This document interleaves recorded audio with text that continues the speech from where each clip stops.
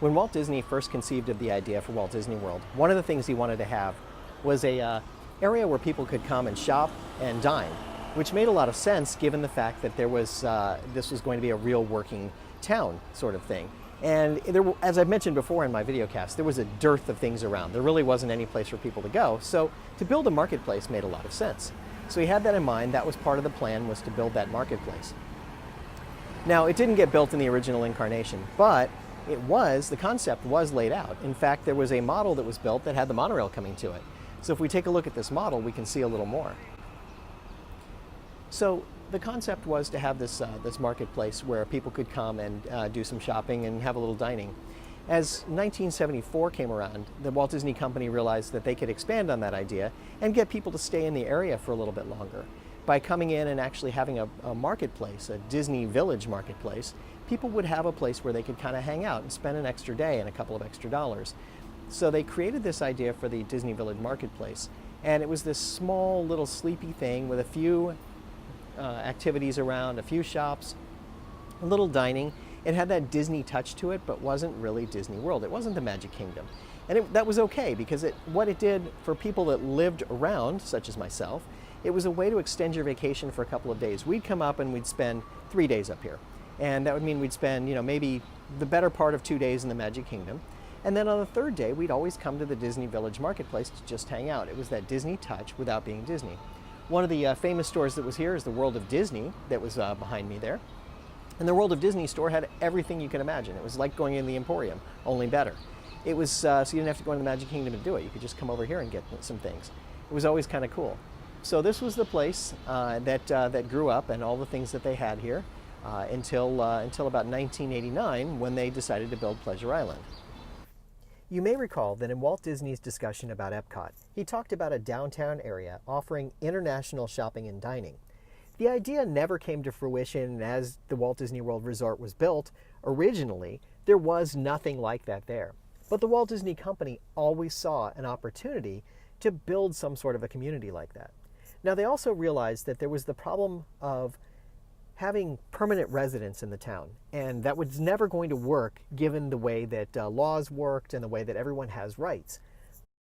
But they did realize that they could present some sort of community, something in the heart of Disney that would become this sort of model or prototype of a prototype, as they called it at one point. We think the need is for starting from scratch on virgin land and building a special kind of new community. Among its major features will be a cosmopolitan hotel and convention center, towering 30 or more stories. Shopping areas, where stores and whole streets recreate the character and adventure of places round the world. Theaters for dramatic and musical productions. Restaurants, and a variety of nightlife attractions.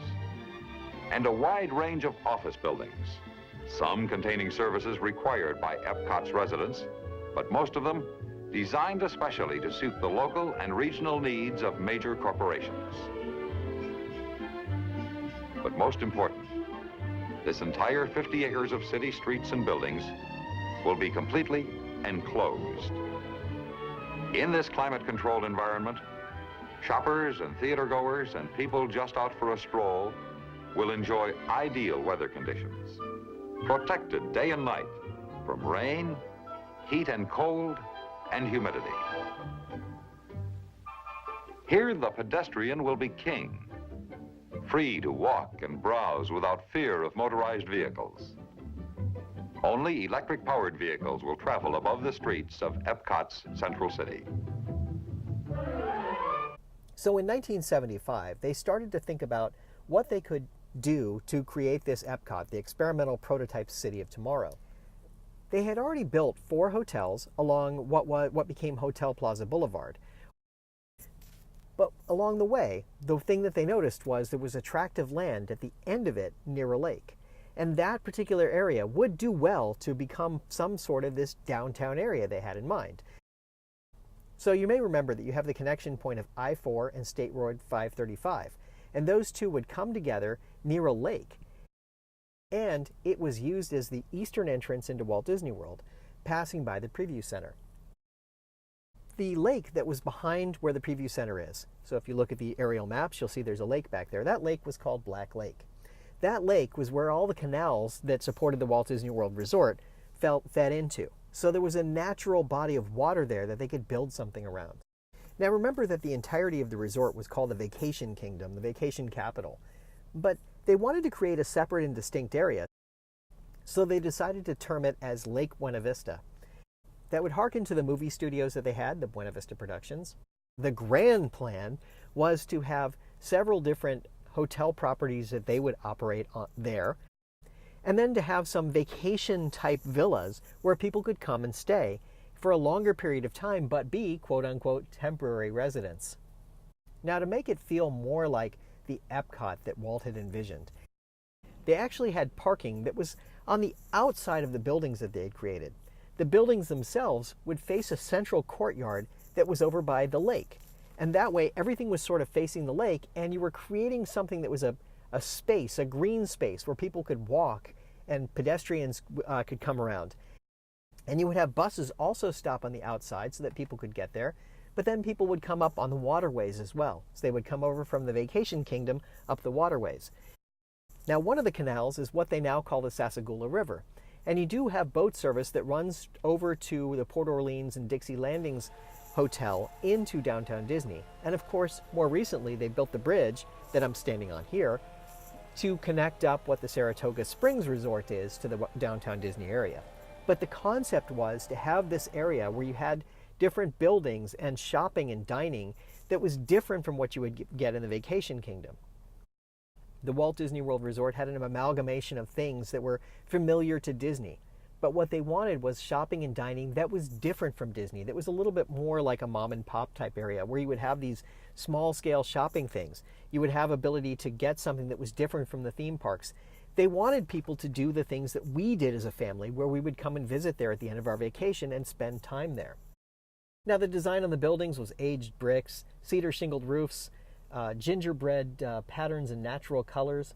The original shopping village overflowed with trees, shrubs, and ivy, featuring the sorts of rustic iron and stained glass lanterns Disney would later use in such ventures as the Wilderness Lodge.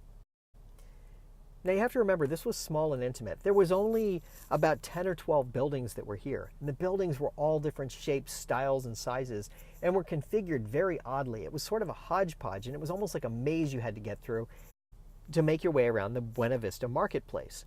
It was kind of an interesting thing. There was no cohesion to the theme. It seemed very out of place and unusual. And the way they did it, there was this interesting little children's playground. There was a number of different shops and things that were very unusual that you wouldn't expect to have here. It kind of fit in with some of the thematics of old Florida in a lot of ways.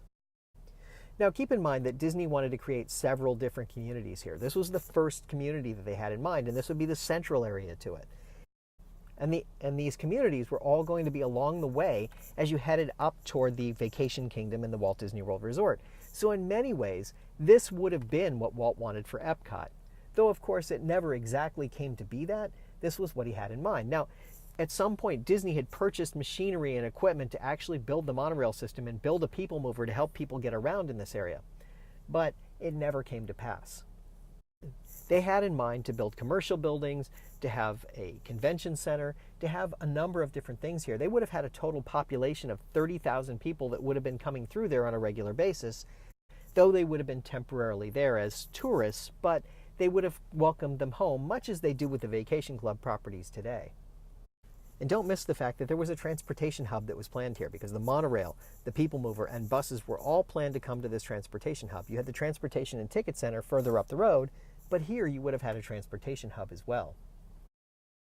Given that Walt Disney World was removed from everything else, remember, it's far away. He had the blessing of size, and it was far away from everything. The challenge here was you needed more infrastructure. You needed more things here. So among the things that the Disney company put in here were a barber shop, a post office, a pharmacy, an art gallery, things that people might want to use if they were living or working in the area. Now, of course, the plans never really got going much beyond that.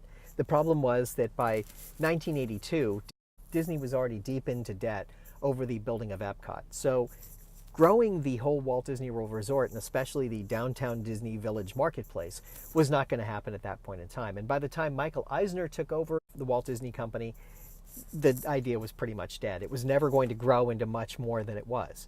In fact, it was going to evolve over time, and on future video casts I'll tell you how it evolved. So the Arribas Brothers was one of the original shops that was here, and that has an interesting history. Let's take a look at that for a moment. The backstory of the Arribas Brothers goes something like this. Tomas and Alfonso Arribas were two brothers who were master craftsmen. They had learned the centuries-old tradition of glass blowing from Spain. So during the 1964 World's Fair, they had set up a shop where they showed off their glass blowing expertise. Walt Disney, having visited the World's Fair many times, had stopped into their shop and talked with both the men, thought it was fascinating the work they were doing, and was really interested in the intricate work that they were putting together.